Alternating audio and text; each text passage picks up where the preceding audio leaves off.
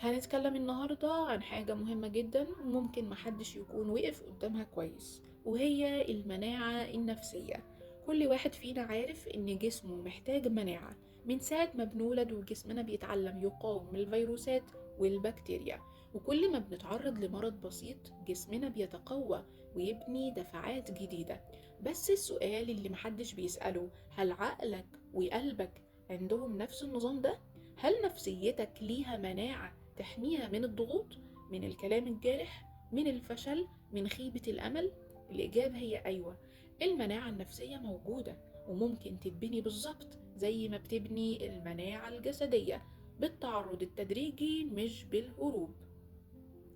أول حاجة، يعني إيه مناعة نفسية؟ المناعة النفسية هي قدرتك إنك تواجه المواقف الصعبة، الانتقادات، الضغوط من غير ما تنهار أو تتأثر لدرجة إنها توقفك عن الحياة. مش معناها إنك مش هتحس بالألم، لأ، معناها إنك هتحس بيه وهتعديه من غير ما يكسرك. وزي ما جسمك لو اتحط في بيئة معقمة جدا من غير أي جراثيم هيضعف ومناعته هتبقى هشة، كذلك لو حميت نفسك النفسية من أي صعوبة أو انتقاد هتبقى نفسيتك هشة قدام أول موقف بسيط. تاني حاجة، مصادر ضعف المناعة النفسية. رقم واحد، الهروب الدائم من المواجهة. كل ما بتهرب من موقف صعب بتفوت على نفسك فرصة تتدرب فيها. اتنين، البحث عن رضا الكل.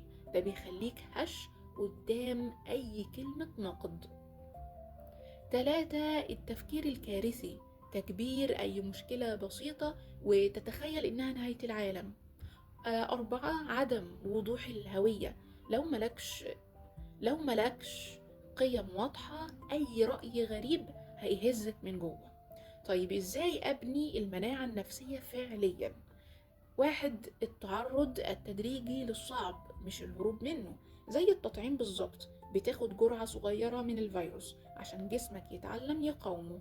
نفس الفكرة مع نفسيتك، اطلب رأي حد صريح أو اتكلم قدام ناس أو جرب حاجة ممكن تفشل فيها. كل تجربة صغيرة صعبة بتقوي عضلة تحملك. رقم اتنين، افصل بين قيمتك كإنسان وبين اللي بيحصل معاك. لما حد ينتقدك أو موقف يفشل ده مش معناه إنك إنسان فاشل، ده مجرد حدث. قيمة التحمل هي ثابتة، والأحداث هي اللي بتكون متغيرة. تلاتة، حدد قيمتك ومبادئك بوضوح. لما تكون عارف انت مين وبتقف على ايه، رأي أي حد تاني مش هيهزك، لأنك مش محتاج موافقته عشان تحس بالثبات. أربعة، اتدرب على وقفة الاستجابة. بدل رد الفعل الفوري، بين المثير والاستجابة بيبقى فيه مساحة، وفي المساحة دي حريتك. لما حد يجرحك بكلمة خد نفس وافصل بين اللحظة ورد فعلك، واختار ازاي هتستجيب. خمسة، تقبل الفشل، هو جزء من اللعبة. اللي بيبني مناعة نفسية قوية هو اللي بيتعامل مع الفشل كأنه معلومة مش حكم نهائي على قيمته. ضبط الذات هو العمود الفقري للمناعة النفسية. ضبط الذات معناه إنك تقدر تتحكم في ردود أفعالك، مشاعرك وقراراتك حتى وإنت تحت ضغط. وده مش موهبة وده مش موهبة بتتولد بيها، دي مهارة بتتعلمها بالتكرار. جرب الآتي: التنفس الواعي لما تحس بانفعال قبل ما ترد. اتنين، تأجيل الرد لمدة دقيقة واحدة بس قبل ما تتكلم أو تكتب. تلاتة، الكتابة اليومية عن مشاعرك عشان تلاحظ الأنماط المتكررة اللي بتضعفك. أربعة، تحديد أهداف صغيرة يومية وإنجازها، ده بيبني ثقتك في قدرتك على الالتزام. وفي النهاية، المناعة النفسية والجسدية بيشتركوا في مبدأ واحد. القوة بتتبني بالتعرض المدروس للتحدي مش بالهروب منه.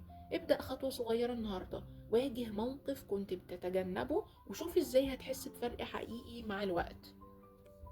لو الفيديو عجبك اعمل لايك واشتراك في القناة، وسيب قولي فيه ايه اكتر موقف بتحس انه بيهز مناعتك النفسية، وان شاء الله هنتقابل في فيديو جديد قريب.